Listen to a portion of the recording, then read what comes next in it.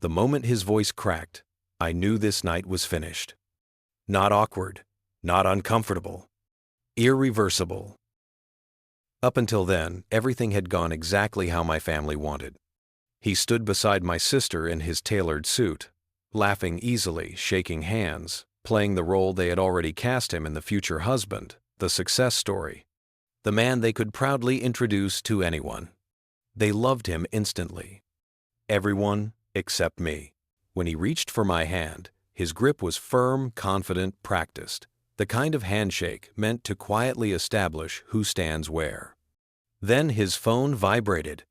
One glance, another, and I felt his fingers loosen, like his body understood the danger before his mind caught up. Hey boss." The sound didn't echo. It ended the room. Forks froze halfway to mouths. Wine glasses hovered, then slowly lowered.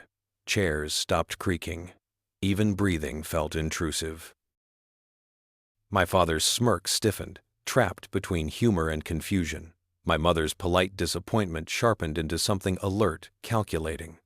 My sister kept smiling, that flawless smile she'd trained her whole life, the one that never cracked in public. Boss. One word. Enough to rewrite every assumption they'd ever made about me. Just minutes earlier, they'd been laughing. My father leaned back, amused, waving his hand dismissively. "He's just a janitor." Soft laughs followed. Familiar laughs. Safe laughs. The quiet brother. The disappointment. The one who never quite made it. I didn't defend myself. I didn't correct him. I let the silence stretch until it stopped being funny and started being painful. They thought the uniform was real. They thought the mop was my ceiling. They never asked why I never complained or why I never needed their help. Still, hearing it again, just a janitor scraped wounds I'd sealed years ago. But that wasn't what mattered anymore. What mattered was his face. Recognition. Fear. Certainty. He knew exactly who I was. I left without saying a word. Behind me, confusion broke out. Forced laughter. My father trying to joke his way through tension like he always did when control slipped from his hands. On the drive home, something inside me sharpened. Not anger, not revenge. Focus, the kind that doesn't shake. I started with his name. That part was easy. A man planning a wedding leaves fingerprints everywhere: registries, leases, shared accounts, digital trails he assumes no one will ever follow. And behind accounts, movements. Behind movements, lies. I didn't rush. I sifted, calm, methodical. Every email felt like a quiet confession. Every deleted message screamed louder than the rest. First, crack hotel bookings that didn't line up with his business trips. Second, money moving through names that weren't his. Third, photos, blurry, careless, undeniable. My sister wasn't in any of them. There was another woman. Then another. And then one image stopped everything. My mother. I didn't sit down. I didn't pace. I just stared. No anger, no shock. Only understanding, settling in, cold and final. This wasn't betrayal that explodes. It layers itself slowly until suffocation feels normal, and when the pressure finally lifts, clarity replaces it. The DNA results arrived 2 weeks later. Plain envelope, clinical language, no drama. The test confirmed he was the father. DNA doesn't lie. It doesn't soften the truth either. I waited. Another engagement dinner. Same table, same rituals, same forced warmth.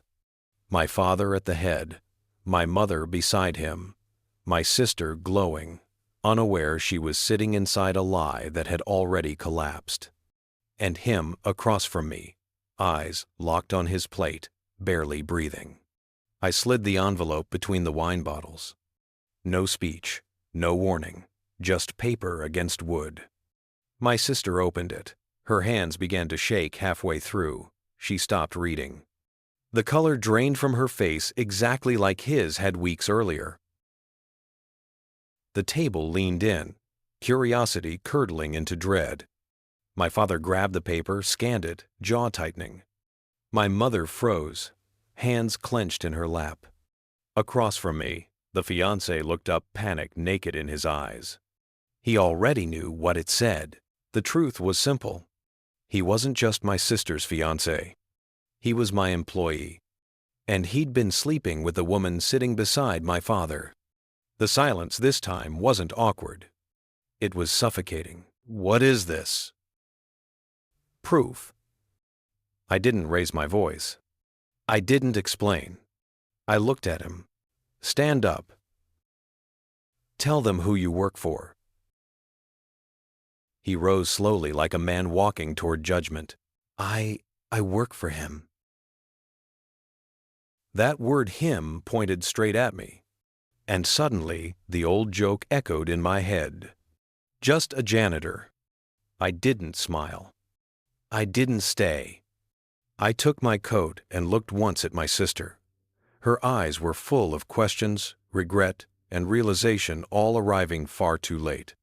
The power was never in exposing them.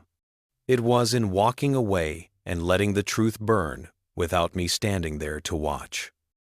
Thanks for watching. Don't forget to like, share, and subscribe for more stories.